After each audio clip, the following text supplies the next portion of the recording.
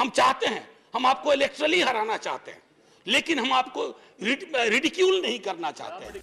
Traffic lights पे भारत का झंडा बेचता है दिन में 10-20, वो कौन है बच्चा? मैं उस बात को सामने रखता हूं क्योंकि अक्सर प्लेटफॉर्म पार्लियामेंट में इन दिनों बचा नहीं है कि कॉलिंग अटेंशन हो या कोई और शॉर्ट ड्यूरेशन डिस्कशन हो।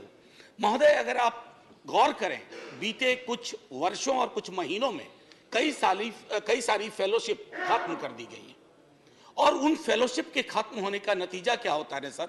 सबसे ज्यादा इन वंचित वर्गों पर पड़ता है, schedule caste, schedule tribe, OBC और अन्य जातियों के गरीब लोग। ओवरसीज स्कॉलरशिप के बारे में मैंने खुद मंत्री जी को लिखा, कई दफा बातें उठाई।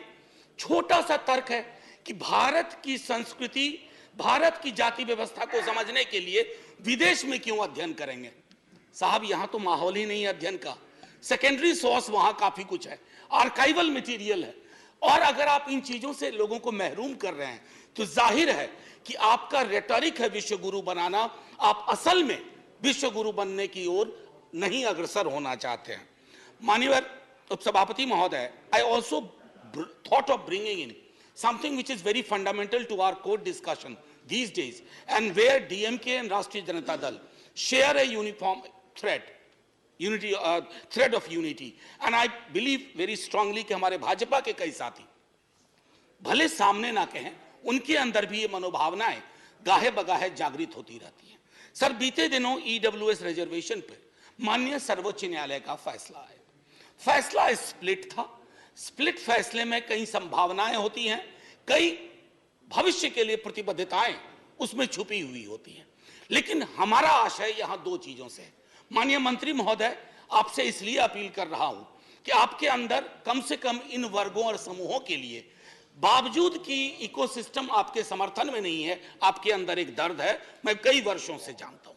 तो मैं सिर्फ इतना कहना चाहूंगा कि अब इंदिरा साहनी जजमेंट या बालाजी जजमेंट रिडंडेंट हो चुका, गैर प्रासंगिक हो चुका, और चूंकि ये गैर प्रासंगिक हो चुका और सीलिंग की बात खत्म हो गई, तो जब मंडल कमीशन वॉल्यूमिनस डेटा के साथ आया था तो 52% ओबीसी की आबादी तय की गई थी। ये पीसमिल लेजिस्लेशन की आपको जरूरत नहीं पड़ेगी। फिर 52% को सिर्फ 27% में इसलिए महदूद किया गया क्योंकि सीलिंग का मामला था, टोटल होना था 49.5।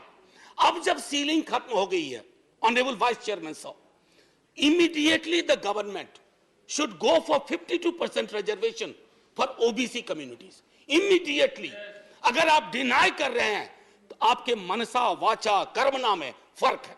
और दूसरी बात, immediately go subsequently for caste based census. Sir, ये जो जातिगत जनगणना की कितनी आवश्यकता है, इस देश में कई मिथक तैर रहे हैं। Myths have actually substituted history और इवन फैक्ट्स। इसलिए मैं कह रहा हूं, हमारे दल का लगातार पोजीशन रहा है, हमने सदन में रखा है, हमने बिहार में, हमने इस पर राज्य के स्तर पर, और मैं धन्यवाद दूं, भाजपा भी हमारे साथ है। अगर बिहार की भाजपा हमारे साथ है तो देश की भाजपा क्यों अलग है? आप देश के स्तर पर जातिगत जनगणना में जाइए ताकि यह पता चले कि यहां बाहर मूंगफली बेचने वाला कौन है। ट्रैफिक लाइट्स पे भारत का झंडा बेचता है दिन में 10-20, वो कौन है बच्चा? किसका बच्चा है? उसकी पृष्ठभूमि क्या है?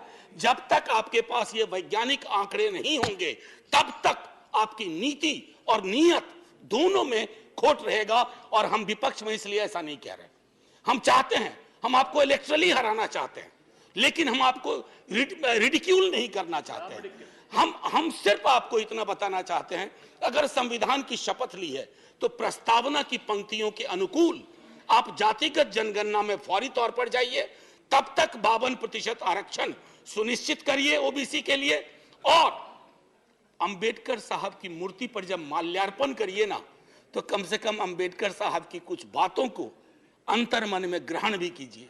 माल्यार्पण सबसे आसान क्रिया है, अंतर्मन में ग्रहण करने में आपकी बहुत सारी बाध्यताएं जो वैचारिकी से आती हैं, पश्चिम के एक नगर से, वो पश्चिम भारत के एक नगर से, वो दूर होंगी।